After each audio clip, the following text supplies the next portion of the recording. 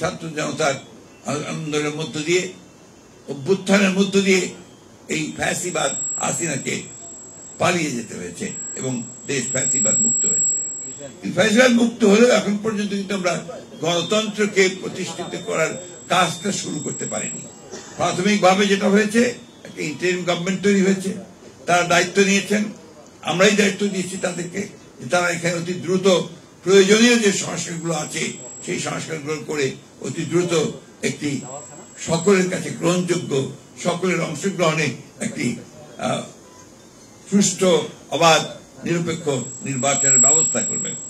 সেই লক্ষ্যে তারা এগিয়ে যাচ্ছেন, আমরা তাকে সমর্থন দিচ্ছি, গোটা দেশের মানুষই তাকে সমর্থন দিচ্ছে।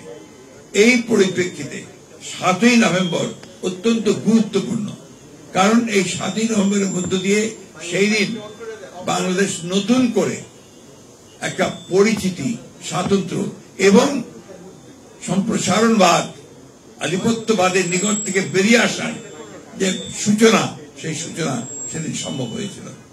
সেটাও ছিল একটা ঐতিহাসিক মুহূর্ত। সিপাহী জনতার যে আপনার ঐক্য, সেদিন অভূতপূর্বভাবে ঢাকার রাজপথে সেদিন দেখেছে মানুষ সেনাবাহিনী ট্যাঙ্কের উপর দাঁড়িয়ে উল্লাস প্রকাশ করছে এবং সেটা ছিল তাদের স্বতঃস্ফূর্ত অন্তরের কথা। সেই কথা থেকে কিন্তু আজকে 7ই নভেম্বর আমাদের কাছে অত্যন্ত গুরুত্বপূর্ণ।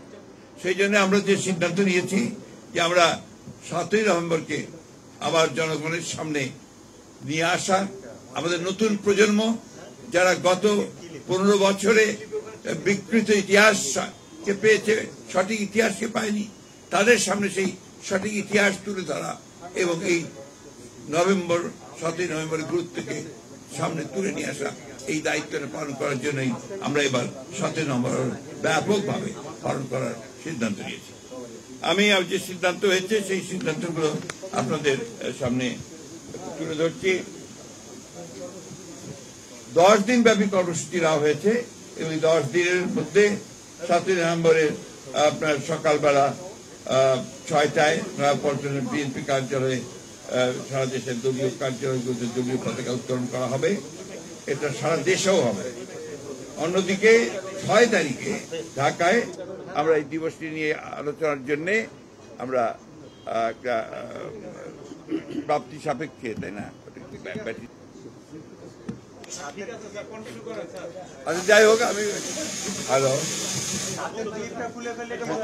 হ্যাঁ ঠিক আছে, আমরা আপনার 6 তারিখে একটা আলোচনা সভা হবে, সেটা ভেন্যুটা আমরা আপনার জানাবো প্রাপ্তি সাপেক্ষে। আর 7 তারিখে সকাল 10টায় স্বাধীনতার ঘোষক, বহুদিনের গণতন্ত্রের প্রবক্তা, আধুনিক বাংলাদেশের রূপকার শহীদ প্রেসিডেন্ট জিয়াউর রহমান বীর উত্তমের মাজারে সেখানে পুষ্পস্তবক অর্পণ, ফতেহা পাঠ এবং জিয়ারত করা হবে। 8 তারিখে আপনার শুক্রবার বিকাল 3টায় আমরা রাজধানীতে একটি বর্ণাঢ্য র্যালি করা হবে। 7 তারিখ যেহেতু আমরা বৃহস্পতিবার, সেই কারণে আমরা 7 তারিখে এটাকে করছি না, যাতে রাস্তাঘাটে আপনার জ্যাম না হয়, এই কারণে আমরা এটা করছি না। 8 তারিখে এটা আমরা নামাজের পরে 3টা থেকে শুরু করব এবং সেটা 1 ঘন্টার মধ্যে শেষ হয়ে যাবে। এরপরে আছে যে প্রত্যেকটি অঙ্গ সহযোগী সংগঠন স্ব উদ্যোগে আলোচনা সভা, অন্যান্য কর্মসূচি পালন করবে। এই দিবসটি উপলক্ষে পোস্টার, ক্রয়পত্র ও লিফলেট প্রকাশ করা হবে। অনুরূপভাবে দেশব্যাপী বিএনপি ও অঙ্গ সংগঠন সমূহের উদ্যোগে স্থানীয় সুবিধা অনুযায়ী 7 নভেম্বর জাতীয় বিপ্লব সংহতি দিবস আলোচনা হবে। আর 7 তারিখে জাসাসের উদ্যোগে সন্ধ্যায়, অর্থাৎ টাইমটা হবে 6:30, শহীদ মিনারে, কেন্দ্রীয় শহীদ মিনারে সাংস্কৃতিক অনুষ্ঠান হবে এবং এই সাংস্কৃতিক অনুষ্ঠান এবং বিভাগীয় শহরও এই সাংস্কৃতিক অনুষ্ঠানগুলো করা হবে। এছাড়া আমাদের জেলাগুলো তারা কেন্দ্রের সঙ্গে আলাপ করে যে ধরনের কর্মসূচি নিতে চান আরো ফার্দার, সেই ধরনের কর্মসূচি নেওয়া সম্ভব হবে।